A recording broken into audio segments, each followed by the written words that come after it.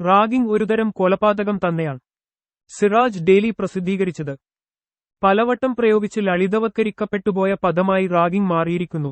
സാമൂഹികമായും രാഷ്ട്രീയമായും നിയമപരമായും ശക്തമായി നേരിടേണ്ട കൊടിയ തിന്മയാണിത്. ധാർമ്മിക മൂല്യങ്ങളുടെ അടിത്തറയില്ലാത്ത വിദ്യാഭ്യാസ വ്യവസ്ഥ എത്രമാത്രം നിഗ്രഹാത്മകമാണെന്ന വസ്തുത ഈ റാഗിംഗ് ക്രിമിനലുകളിലൂടെ വെളിപ്പെടുകയാണ്.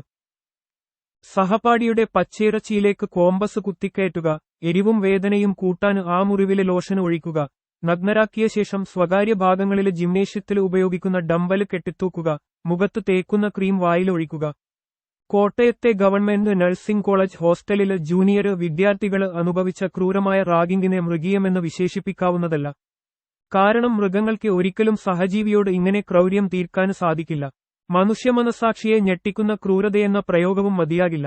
ഈ ഞെട്ടല് ഇടയ്ക്കിടയ്ക്ക് അനുഭവിച്ച് നമ്മുടെ മനസാക്ഷി എന്നെ മരവിച്ചു പോയിരിക്കുന്നു. റാഗിംഗ് എന്ന പേര് തന്നെ ഈ കൊടിയ ക്രൂരതയ്ക്ക് വെള്ളപൂശുന്നതാണ്. യുവാക്കള് പഠിക്കുന്ന ഇടങ്ങളിൽ ഇതൊക്കെ കുറച്ചുണ്ടാകുമെന്ന് നിസ്സാരവത്കരിക്കുന്നവര് അത്ര പ്രശ്നമാക്കാനില്ലാത്ത തമാശയായി റാഗിങ്ങിനെ പറയാറുണ്ട്. പലവട്ടം പ്രയോഗിച്ച് ലളിതവത്കരിക്കപ്പെട്ടുപോയ പദമായി റാഗിംഗ് മാറിയിരിക്കുന്നു. സാമൂഹികമായും രാഷ്ട്രീയമായും നിയമപരമായും ശക്തമായി നേരിടേണ്ട കൊടിയ തിന്മയാണിത്. ക്രിമിനല് മനസ്സിന്റെ അങ്ങേയറ്റമാണ്, കൊലപാതകം തന്നെയാണിത്. ക്യാമ്പസുകൾ എത്രമാത്രം മനുഷ്യത്വരഹിതമായ ഇടങ്ങളായിരിക്കുന്നുവെന്നതിന്റെ തെളിവാണിത്. ധാർമ്മിക മൂല്യങ്ങളുടെ അടിത്തറയില്ലാത്ത വിദ്യാഭ്യാസ വ്യവസ്ഥ എത്രമാത്രം നിഗ്രഹാത്മകമാണെന്ന വസ്തുത ഈ റാഗിംഗ് ക്രിമിനലുകളിലൂടെ വെളിപ്പെടുകയാണ്. ഇതേ ദിവസം തന്നെയാണ് കണ്ണൂരിലെ +1 വിദ്യാർത്ഥി റാഗിംഗിന് ഇരയായതായി വാർത്ത വന്നിരിക്കുന്നത്. തൃപ്പൂണിത്തുറ ഗ്ലോബൽ സ്കൂള് വിദ്യാർത്ഥി മിഹിർ അഹമ്മദിന്റെ ആത്മഹത്യക്ക് പിന്നിലും ക്രൂരമായ റാഗിംഗാണെന്ന് പരാതിയുയർന്നിട്ടുണ്ട്. കോട്ടയത്ത് റാഗിംഗ് നടത്തിയത് നഴ്സിംഗ് സ്റ്റുഡന്റ്സ് അസോസിയേഷന്റെ സംസ്ഥാന നേതാക്കളാണ്. ഈ സംഭവത്തില് ഇരകളായ വിദ്യാർത്ഥികള് മാസങ്ങളായി പീഡനം അനുഭവിച്ചു വരികയായിരുന്നു. പുറത്തു പറയാതെ കഴിച്ചു കൂട്ടുകയായിരുന്നു അവര്. കൂടുതൽ ആക്രമണമുണ്ടാകുമെന്ന് ഭയന്നാകാം. അധ്യാപകരോട് പറഞ്ഞിട്ടും കാര്യമില്ലെന്ന ബോധ്യമായിരിക്കാം അവരെ നിശബ്ദം സഹിക്കാൻ നിർബന്ധിതരാക്കിയത്. ഒടുവില് സഹികെട്ട ജൂനിയർ വിദ്യാർത്ഥികള് കോളേജ് അധികൃതർക്ക് നൽകിയ പരാതി ഗാന്ധിനഗർ പോലീസിന് കൈമാറുകയായിരുന്നു. ക്രൂരതയുടെ ദൃശ്യങ്ങൾ പുറത്തു വന്നിട്ടുണ്ട്. കണ്ടുതീർക്കാനാകില്ല. പ്രതികള് ഹോസ്റ്റലില് ഗുണ്ടാനേതാക്കളെപ്പോലെയാണ് പെരുമാറിയിരുന്നത്. മദ്യപിക്കാന് ജൂനിയർ വിദ്യാർത്ഥികളോട് പണം ആവശ്യപ്പെടുക, നൽകാത്തവരെ ക്രൂരമായി മർദ്ദിക്കുക, സീനിയേഴ്സിനെ കാണുമ്പോൾ എഴുന്നേറ്റ് സല്യൂട്ട് അടിച്ചില്ലെങ്കിൽ അസഭ്യം പറയുക, കട്ടിലില് കെട്ടിയിട്ട് മർദ്ദിക്കുക തുടങ്ങിയവ പതിവായിരുന്നെന്ന് വിദ്യാർത്ഥികള് മൊഴി നൽകിയിട്ടുണ്ട്. ഇങ്ങനെ ദൃശ്യസഹിതം പുറത്തുവരുന്ന റാഗിംഗ് സംഭവങ്ങൾ തീർത്തും വിരളമാണ്. ഒരു പരാതിയും ഉയരാത്തവയാണ് ഏറെയും. അവയെല്ലാം ഇരകളില് സൃഷ്ടിച്ച മുറിവുകൾ ഒരു കാലത്തും ഉണങ്ങില്ലെന്നോർക്കണം. ഈ ക്രൂരതയിലേർപ്പെടുന്നവര് വല്ലാത്തൊരു മാനസിക നിലയിലെത്തിയവരായിരിക്കുമെന്ന് മനഃശാസ്ത്ര വിദഗ്ധര് ചൂണ്ടിക്കാട്ടുന്നു. സാഡിസ്റ്റുകളായിരിക്കും ഇവര്.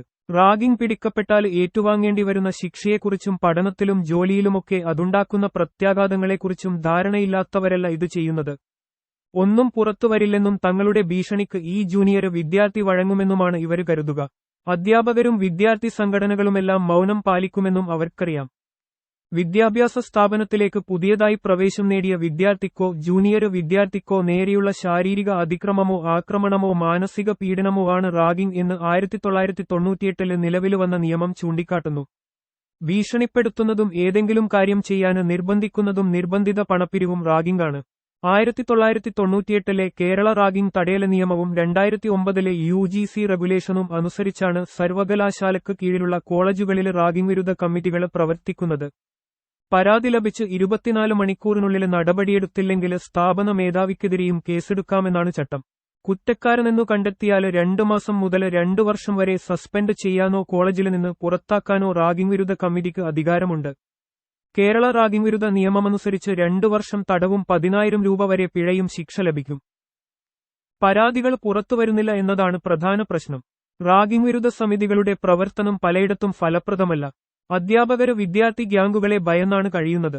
നടപടികളിലേക്ക് നീങ്ങാന് തയ്യാറാകുന്ന അധ്യാപകരെ കേസിൽ കുടുക്കുന്ന സ്ഥിതിയുമുണ്ട്.